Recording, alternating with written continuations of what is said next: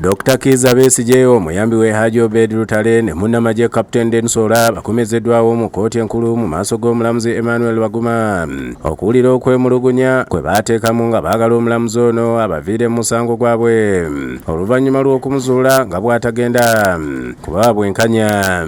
Olwaleero omulamuzi Baguma akkiriza abasibe okubaako kye boogerera mu kkooti. Wano Dr. Besigye waasinzidde n'ategeeza ng'omulamuzi Baguma bw'atamwetaaga mu maaso gaabwe era ne bamuwa n'ensonga. Dr. Besigye akangudde ku ddoboozi n'ategeeza omulamuzi nga bw'atalina bumanyirivu na bukugu kuwulira n'okuwozesa emisango era nti munguuba mu by'amateeka.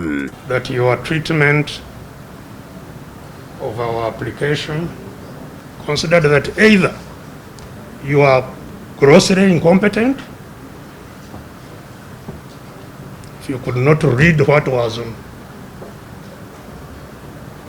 file before you, or at least biased. Ayogedde nti ensonga eno yagyemulugunyaako ne mu kakiiko akatwala abalamuzi aka Judicial Services Commission era yamuwabirayo dda. If you have not received notification of that complaint by the Judicial Service Commission, as they are required to extend it to you,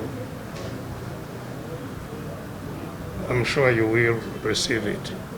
Ategeezezza nga bwe baamusaba edda okuva musango gwabwe kyokka ye n'agulemeramu ekintu ekikontana n'amateeka agafuga abalamuzi.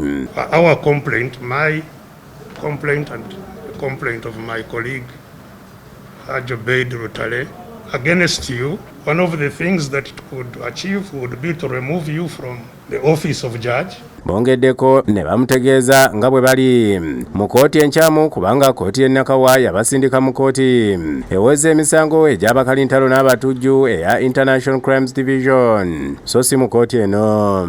So we were indicted to be tried at the International Crimes Division, which is a division of the High Court that is very different from this one. Ye munnamagye Captain Densola ategeezezza omulamuzi nga bw'amaze mu kkomera kati ebbanga erigenda mwaka mulamba wabula nga si ye mutuufu ng'omuntu avunaanibwa omusango guno muntu mulala nnyo. Agambye nti ye Captain Denish Oya Ola era nga wa myaka 43 nga wa Infantry Division ate avunaanibwa ye Captain Densola ow'emyaka 48 nga wa Engineering Brigade. My name's H and even the unit are totally different. I am RO 12743, Captain Denish. It is DENISH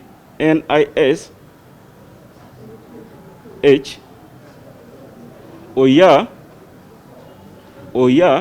Bano bategeezezza ng'omulamuzi bwe yalaga edda nga tasobola kuwulira kusaba kwabwe okweyimirirwa olw'ensonga nti yakabatema nga bwe batasaanidde kwonoonera biseera mu kusaba kweyimirirwa amaanyi bagateeke ku kuwoza omusango ogubavunaanibwa. You already have a view about bail applications, that they are useless. What is important is to hear the case. Bino oludda oluwaabi nga lukulembeddwamu Richard Birivumbuka lubiwakanyiza era ne lutegeeza ng'omulamuzi wa kkooti y'Ennakawa bwe yakolamu ensobi era bano kkooti gye balimu y'entuufu. Omulamuzi omusango guno agongezaayo okutuusa nga 15 omwezi guno nga ku luno omusango gukomawo kumanyawa we gutuuse ku ky'okuva mu musango guno oba omulamuzi Baguma aguvaamu oba nedda.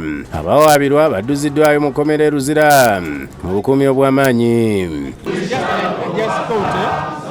shouldn't just leave it like that.